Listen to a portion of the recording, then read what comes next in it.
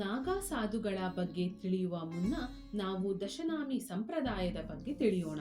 ದಶ ಎಂದರೆ 10, ನಾಮಿ ಎಂದರೆ ಹೆಸರು. ಈ ವರ್ಗದ ಸನ್ಯಾಸಿಗಳನ್ನು ಹುಟ್ಟು ಹಾಕಿದ್ದೇ ಆದಿ ಶಂಕರಾಚಾರ್ಯರು. ಇದಕ್ಕೆ ನಾವು ಯಾವಾಗಲೂ ಆದಿ ಶಂಕರಾಚಾರ್ಯರಿಗೆ ಋಣಿಯಾಗಿರಬೇಕು. ಮತ್ತು ಆದಿ ಗುರುಗಳಾದ ಇವರಿಂದಲೇ ಮತ್ತೆ ಸನಾತನ ಧರ್ಮ ಭಾರತ ದೇಶದಲ್ಲಿ ಗಟ್ಟಿಯಾಗಿ ನೆಲೆ ನಿಲ್ಲಲು ಸಾಧ್ಯವಾಗಿದ್ದು. ಇನ್ನು ಈ ನಾಗಾ ಸಾಧುಗಳು ವರ್ಷಾನುವರ್ಷ ಅನೇಕ ವರ್ಷಗಳಿಂದ ನಮ್ಮ ಪಾವನ ಭಾರತ ದೇಶದಲ್ಲಿದ್ದಾರೆ. ಏಕೆಂದರೆ ನಾವು ಮೊಹೆಂಜೊದಾರೋ ನಾಗರಿಕತೆಯ ಮುದ್ರೆಯನ್ನು ನೋಡಿದರೆ ಅಲ್ಲಿ ನಾವು ಶಿವ ಬೆತ್ತಲೆಯಾಗಿ ಪ್ರಾಣಿಗಳೊಂದಿಗೆ ಕುಳಿತಿರುವುದನ್ನು ಗಮನಿಸಬಹುದಾಗಿದೆ. ಅಂದರೆ ನಾಗಾ ಸಾಧುಗಳು ಆ ಕಾಲದಲ್ಲಿ, ಎಂದರೆ ಮೊಹೆಂಜೊದಾರೋ ನಾಗರಿಕತೆ ಆರಂಭವಾಗುವ ಮುನ್ನವೇ ಇದ್ದಂತಹ ಪಂಥ. ಇನ್ನು ವೇದಗಳಲ್ಲಿ ಉದ್ದ ಕೂದಲಿನ ತಪಸ್ವಿಗಳ ಬಗೆಗಿನ ಉಲ್ಲೇಖಗಳನ್ನು ಕಾಣಬಹುದಾಗಿದೆ. ಕೈಲಾಸದ ಮೇಲೆ ಕುಳಿತಿರುವ, ಮೈಯಲ್ಲೆಲ್ಲ ಭಸ್ಮ ವಿಭೂತಿಗಳನ್ನು ಹಚ್ಚಿರುವ ಆ ಭೋಲೆ ಶಂಕರನೇ ಈ ನಾಗಾ ಸಾಧುಗಳ ಆರಾಧ್ಯ ದೈವ. ಇನ್ನು ಒಬ್ಬ ವ್ಯಕ್ತಿ ಸನ್ಯಾಸ ದೀಕ್ಷೆಯನ್ನು ತೆಗೆದುಕೊಂಡಾಗ ಈ ಕೆಳಗಿನ ಯಾವುದಾದರೂ ಒಂದು ಹೆಸರಿನಿಂದ ಅವರಿಗೆ ಮರುನಾಮಕರಣ ಮಾಡಲಾಗುತ್ತದೆ. ಅದೇ ಈ ದಶನಾಮಿ, ಎಂದರೆ 10 ಹೆಸರುಗಳು. ಮೊದಲನೆಯದು ಗಿರಿ ಎಂದರೆ ಬೆಟ್ಟ, ಎರಡನೆಯದು ಪುರಿ ಎಂದರೆ ನಗರ, ಮೂರನೆಯದು ಭಾರತಿ ಎಂದರೆ ಕಲಿಕೆ, ನಾಲ್ಕನೆಯದು ವನ ಎಂದರೆ ಮರ, ಐದನೆಯದು ಅರಣ್ಯ ಎಂದರೆ ಕಾಡು, ಆರನೆಯದು ಪರ್ವತ, ಏಳನೆಯದು ಸಾಗರ ಎಂದರೆ ಸಮುದ್ರ, ಎಂಟನೆಯದು ತೀರ್ಥ ಎಂದರೆ ತೀರ್ಥಕ್ಷೇತ್ರ ದೇವಸ್ಥಾನ, ಒಂಬತ್ತನೆಯದು ಆಶ್ರಮ, ಹತ್ತನೆಯದು ಸರಸ್ವತಿ ಎಂದರೆ ಸಂಪೂರ್ಣ ಜ್ಞಾನ. ಇವೆಲ್ಲ ಆ 10 ಹೆಸರುಗಳು ದಶನಾಮಿ ಸಂಪ್ರದಾಯದಲ್ಲಿ ಒಳಗೊಂಡಿದೆ. ಇನ್ನು ಈ ಸನ್ಯಾಸ ದೀಕ್ಷೆ ತೆಗೆದುಕೊಂಡವರು ಈ ಕೆಳಗಿನ ನಿಯಮಗಳನ್ನು ಪಾಲಿಸಲೇಬೇಕು. ಆ ನಿಯಮಗಳು ಹೀಗಿವೆ. ಮೊದಲು ಅವರ ಬಳಿ ಒಂದು ಮಣ್ಣಿನ ಮಡಿಕೆ ಇದ್ದು ಅದರಲ್ಲೇ ನೀರನ್ನು ಕುಡಿಯಬೇಕು.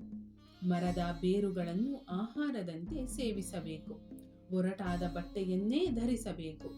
ಸಂಪೂರ್ಣ ಏಕಾಂತ ಸ್ಥಳದಲ್ಲಿ ವಾಸಿಸಬೇಕು. ಯಾವಾಗಲೂ ಸಮಚಿತ್ತರಾಗಿರಬೇಕು. ಇನ್ನು ಈ ನಾಗಾ ಸಾಧುಗಳ ವೈಯಕ್ತಿಕ ನಡವಳಿಕೆಗೂ ಕೆಲವು ಕಟ್ಟುಪಾಡುಗಳನ್ನು ನೀಡಲಾಗಿದೆ. ಸನ್ಯಾಸಿಗಳು ಭಿಕ್ಷೆಗೆ ಹೋಗುವಾಗ ಕೇವಲ ಕೋಪಿನವನ್ನು ಮಾತ್ರ ಧರಿಸಬೇಕು. ಇಡೀ ದಿನಕ್ಕೆ ಕೇವಲ 1 ಬಾರಿ ಮಾತ್ರ ಆಹಾರ ಸ್ವೀಕರಿಸಬೇಕು. ಜನರ ಸಂಘದಿಂದ ದೂರ ಏಕಾಂತದಲ್ಲಿ ವಾಸಿಸಬೇಕು.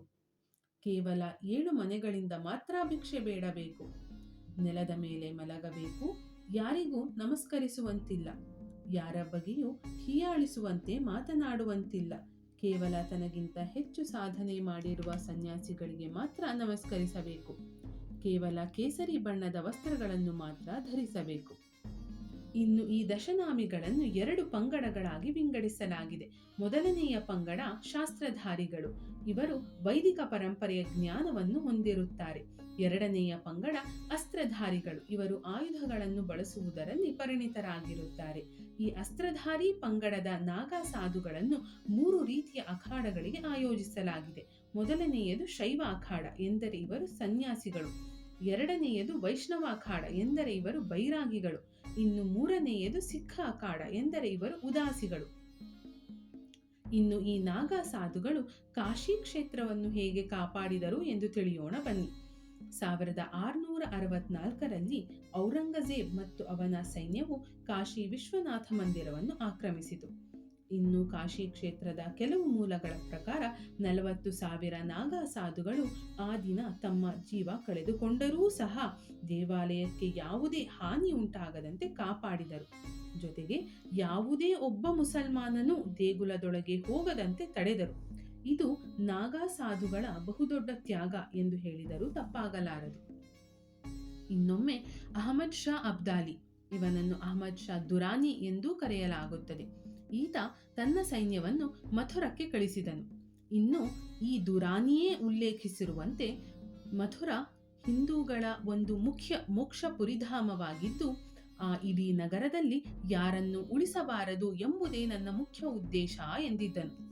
ಇನ್ನು ಈ ದುರಾನಿಯ ಸೈನ್ಯವು ಹೋಲಿ ಹಬ್ಬವಾದ ಕೆಲವೇ ದಿನಗಳಲ್ಲಿ ಮಥುರಾ ಕ್ಷೇತ್ರದ ಮೇಲೆ ಆಕ್ರಮಣಕ್ಕಾಗಿ ಬರುತ್ತದೆ ಮತ್ತು ಸಿಕ್ಕ ಎಲ್ಲ ಹೆಂಗಸರು, ಮಕ್ಕಳು, ಪುರುಷರು ಮತ್ತು ಗೋವುಗಳ ಹತ್ಯೆಯನ್ನು ಪ್ರಾರಂಭಿಸುತ್ತಾರೆ.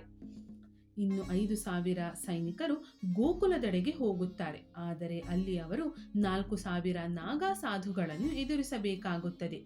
ಈ ಅಸ್ತ್ರಧಾರಿಗಳಾದ ನಾಗಾ ಸಾಧುಗಳು 2,000 ದುರಾನಿಯ ಸೈನಿಕರನ್ನು ಕೊಲ್ಲುತ್ತಾರೆ ಮತ್ತು 2,000 ನಾಗಾ ಸಾಧುಗಳು ತಮ್ಮ ಪ್ರಾಣವನ್ನೂ ಕಳೆದುಕೊಳ್ಳುತ್ತಾರೆ. ಇದರಿಂದಾಗಿ ಆ ಸೈನಿಕರು ಅಲ್ಲಿಂದ ಪಲಾಯನ ಮಾಡಿದರು. ನಂತರ ಎಂದಿಗೂ ಅವರು ಹಿಂದಿರುಗಿ ಬರಲೇ ಇಲ್ಲ. ಈ ರೀತಿಯಾಗಿ ನಾಗಾ ಸಾಧುಗಳು ಗೋಕುಲಧಾಮವನ್ನು ರಕ್ಷಿಸಿದರು. ಇನ್ನು ಅಲ್ಲಿಂದ ಮುಂದೆ ಹೋದ ದುರಾನಿಯ ಸೈನಿಕರು ವೃಂದಾವನ ತಲುಪಿದರು. ರಕ್ಷಣೆ ಇಲ್ಲದ ಕಾರಣ ಅಲ್ಲೂ ಅನೇಕ ಹಿಂದೂಗಳ ಹತ್ಯೆಯಾಯಿತು. ಆದರೂ ಇದೇ ನಮ್ಮ ನಾಗಾ ಸಾಧುಗಳ ಮಹತ್ವ, ತ್ಯಾಗ ಮತ್ತು ಬಲಿದಾನ. ಅವರು ನಿರ್ವಸ್ತ್ರರಾಗಿದ್ದರೂ ಸಹ ಇವರೇ ಮುಂದೆ ನಮ್ಮ ಸನಾತನ ಹಿಂದೂ ಪರಂಪರೆಯ ರಕ್ಷಕರು ಎಂದರೆ ತಪ್ಪಾಗಲಾರದು. ಓಂ ಸ್ವಸ್ತಿ.